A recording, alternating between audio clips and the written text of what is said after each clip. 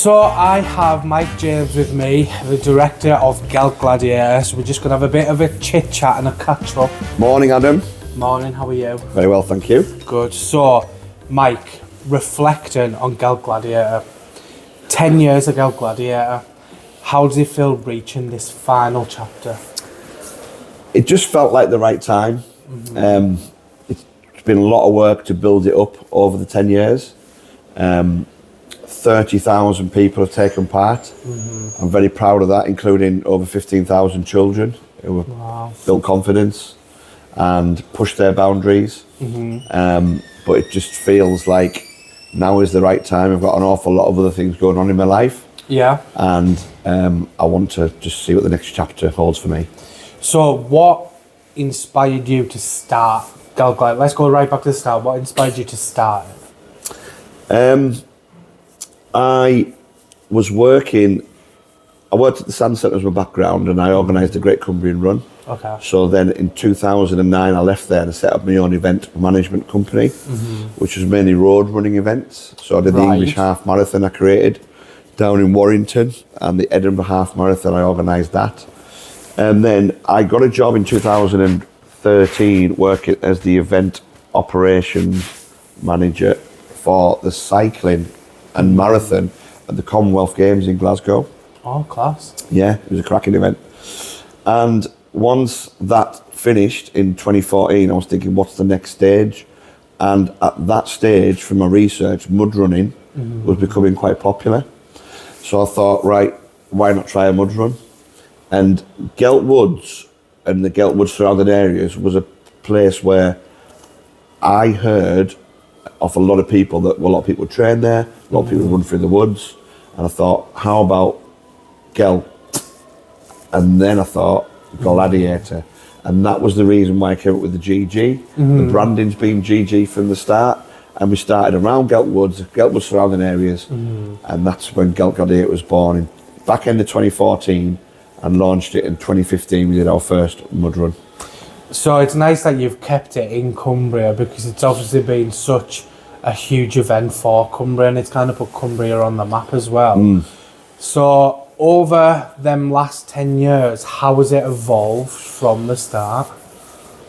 Back in the early years, it was mainly an adult related event. We didn't put that much emphasis on the fun element. I think what I looked at was what the others were doing. And I actually met with Adam and Andy, the Total Warrior owners. Oh, okay. And their advice to me was there was a market out there for more of the family fun,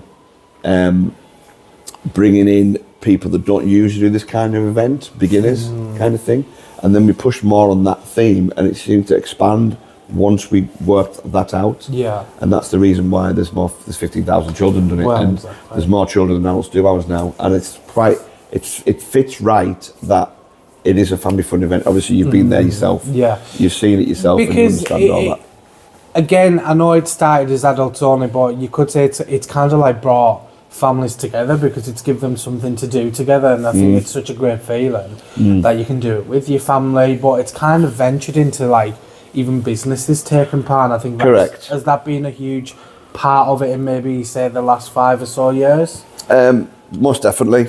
A good mix of businesses who do it on the Saturday, which is more the adult side of it, and then the fun element, but also then you've got loads of groups that do it. Yeah. So you can be football teams, hockey teams, rugby teams, both adult and children. And then also when you think some of the football teams, for example, some team, Border Even football team, or Harrowby, or all the different ones who have done it for multiple years. So they might bring 50 to 100 people, but not only do they bring the kids, they bring the parents. The parents do it with the kids, the coaches do it. So that builds their own team confidence and their own team building.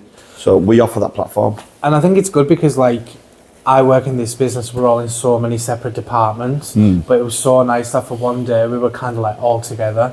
So I think it's great what you've done in that it's enabled them to get out of the offices, get out of them work environments and just have fun together. And I think that also helps kind of reflected on the business because it helps them like communicate better. And these events can be so vital to bringing people together. So And the banter within the workplace. Yeah. So on the build up to it, so you guys would be like excited about the build up, the banter about doing it, and you're maybe a little bit apprehensive as well when you for what you're going to be walking into, because you see all the social media content, you see jumping over the fire, coming down the slide.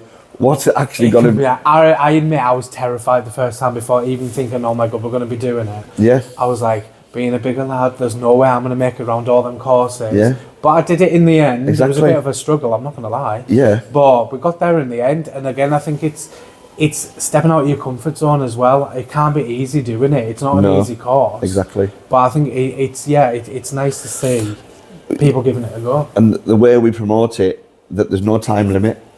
You don't have to run. You get stuck in the mud anyway. So, it's not about being the fastest. Yes, there is some of them that go there to win it and incredibly run round constantly for 10 miles. How they do that, I've got no idea. But most of them just have fun. And I think it makes everyone kind of feel like a winner as well, because they don't have to stick to a time limit. They don't have to rush to be first. They just feel special being with the team, feet up to mud. And it's such, honestly, whoever hasn't got a ticket to this event has to get one, because it's such a fun day. What a good... For the last time, sign up via the website, geltgladiator.com. So, looking back, what do you think makes it such a special and beloved event in Cumbria? It's unique in terms of it's the only mud run in Cumbria.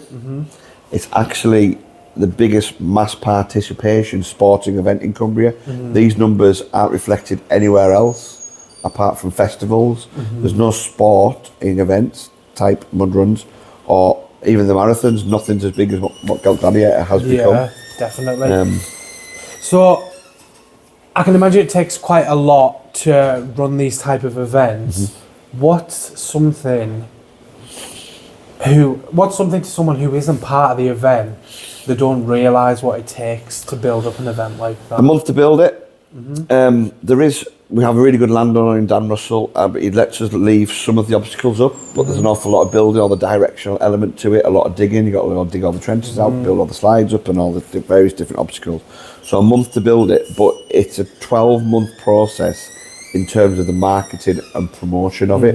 So as soon as the event finishes, we're on the early birds, and as a one-man band type of business that I have, it's on me to continuously promote the event, to knock on doors, to bring in businesses, to bring in teams, to contact the football clubs. If I'm not doing it, they won't come. So it's a constant 12 months in terms of the marketing promotion of it. It's a month to build it, it's 2 days to deliver it, and it's 2 weeks to take it all back down again. I can imagine it's quite a lot of stress, but it's obviously worth it all in the end. After 10 years of stress, I think... You'll be booking your holiday now, that's it. It does take so much out of you, Adam. You've seen me over the event weekend. Yeah. I probably come across a little bit calm, but inside... Panic. There's so much to do. So and it's my responsibility. So have you got any sort of traditions or rituals you do prior to the event that sort of get you in that zone? I always go to the pub. On the Sunday afternoon afterwards, and put the image of the pint glass on social media, and I just put earned every time I do that, and everyone goes like, and the whole thing at the end of it, what I love, mate, is as we've built up, it wasn't perfect in the early initial years, but the more you do things, the better you get at it. Exactly. And we've nailed it now in terms of how we deliver it, and the feedback that we get is worth it, and it gets quite emotional. And this year in particular is going to be emotional with being the last one. And it is as well, and it's said to kind of bid farewell to it, but do you think you might ever bring it back? Do you think there's ever a pipeline to bring it back? Never say never. Never say never. Never say never. You never know what's going to happen in the future. But as for now, this will be my last one. Okay. So, as we said, it can be quite an emotional time because it is the last one. Have you got a favourite memory from running it for the last 10 years? I think in the initial years, we had actual gladiators on the course where they would, like, this was my feeling of big, strong lads. Paul Sculthorpe did it. He's a rugby league legend, international, and he brought a team of people and they had the rugby pants, and they would have to get dodge around them. That was a thing in the early years. All the fancy dress people that's taken part. Oh my god, some of the costumes have been so unbelievable, funny. Hilarious. So and then we've got, you can get from the smallest kid, 5-year-old, that can do it with the parents, and they're dragging them round, and some of the content of footage of people being so muddy and everything. And I must say, when you did it, Adam, do you know, that morning, because we done it the day before, because we were checking out social media, we were like, how are we going to film this, how are we going to do this? And they were like, Adam, you've got to do it. Yeah. I was like, I thought I was just turning up to film it, and that was it. Like, that's my job, I'm marketing, please leave me alone. And they're like, no, get a t-shirt on, you're going to be part of it. And I remember even the first bit, even doing like the warm-up, I was knackered. I was so tired, and I was like, how the hell am I going to cope with this? But being with everyone and getting under the mud, literally under your head in water, it was so funny. You're freezing, even though it's such, you can have a lovely day. I was freezing, but looking around at all of my other team members, having a laugh, like everyone was giggling, everyone was soaked, we were covered in mud, and it was just such a nice day to spend with people. But when I seen that final course, pulling myself up on there, I thought, there's no way I'm going to do this. I slipped and fell a few times, I literally banged into the wood. couple of bruises. Yeah, I could have sent it to you being framed, but that honestly, the immense feeling of like, I can't believe I've done this. When I've done it, it was honest, it was incredible. And it was, I just didn't believe in myself that I could do it. So I think, like, if I was to say to anyone, you can do it, it's just all about self-belief, and it's about having fun. Don't take it too seriously, just enjoy it and have a good day. Yeah. Enjoy yourself. Yeah, 100%. I must say, I think you're still going down the slide now, aren't you? Yeah. It didn't stop. I think it was a world record. It nearly hit the fence at the far end of the thing. It was absolutely brilliant because we soaked the slide up and we make it as fast as possible. It's definitely one of the highlights of slide, and Adam doing the slide was I think that's unforgettable. probably the fastest I've moved in my life. Yeah. So we were mentioning costumes. What's been your favourite costume that you've seen? Spider-Man, Superman, men dressed up as women. 118. Remember the 118 thing? 118. Someone did that one. Yes. With the black hair, the 118, the thing. That was right in the early years because that was a thing then about 10 years ago. It was, yeah. 118. Yes, in I 118. think that was at the number. The number Yeah, to ring for something. it was 118, 118. I think it 118, was. 118. 118. And then there's 118 24/7. Was it damage to inquiries? Could have been. Could have been a mate's number. I'd have fun. Well, we used to have a phone. Maybe we should go through the phone book. Looking for someone's number. Oh, no one does that anymore. No one does that, mate. I don't think anyone would want to see me in a Spider-Man costume, fat Spider-Man. That'd be hilarious. So, Gelt Gladiator isn't just about the event. You've obviously built quite a real community through that. Yes, most definitely. So, talk us through how you feel about seeing communities coming together during that event. Unbelievable. And it's not just, it's also, you think in terms of the staffing element as well, all the marshals, all the teams of marshals that come back year on year, they enjoy it. So my son, for example, is 17-year-old, for the last 2 years he's brought his sixth form with him to do it, and then they bond more together. Well, yeah, and then they nice. have a go at the end. There's some fantastic images of them all going down the slide together at the end, and you know, they get paid for doing it, but also they have fun doing it. And then all the different groups, all the different community elements, as I touched on before, all the clubs, it could be anything, it could be your scout groups, it could be communities, bringing the Brampton community, the Carlisle community, the Cumbrian community, but also people from outside of the area come to the event, travel to come here. So what has it meant, especially when I was touching on businesses before, what has it meant as a one-man solo band running this to have the involvement of your local community, to have the local businesses take part, and all the sponsors that you've had over the years? How has that felt? Lovely. I mean, I've built connections with a lot of these people like yourselves and Ella and the team here. Not just yourself, all of the dozens and dozens of sponsors and businesses who supported it.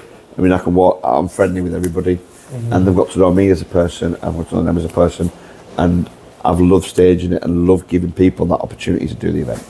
Perfect.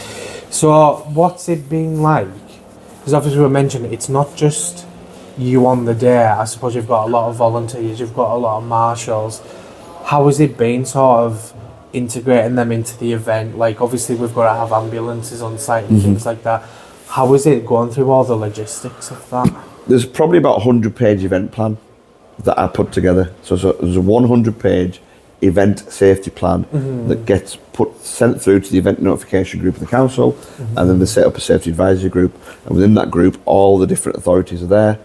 You go through the event plan, all the risk assessments, and then in order to get the insurances in and everything, you have to get the safety advisory group passed from the local authority. So that is built over you use the similar plan, you just amend it every year, but that's an awful lot of work to put that into place. And then you've got around about 70 to 80 members of staff helping out from the car park to the obstacle marshals to the first aid to the admin team. And you've got all your food units, and then that's other environmental health involved. And it's just, a non-stop, constant work. So that's a good point, that. So then I mentioned the marketing promotion, the build itself, but there's the event side planning as well, which is linked to the safety of it. Well, exactly. So we jumped on maybe about, I think it was 3 years ago, was it 3 years ago? And we've been titled sponsor every year since. So this is obviously our lovely banner, as you can see.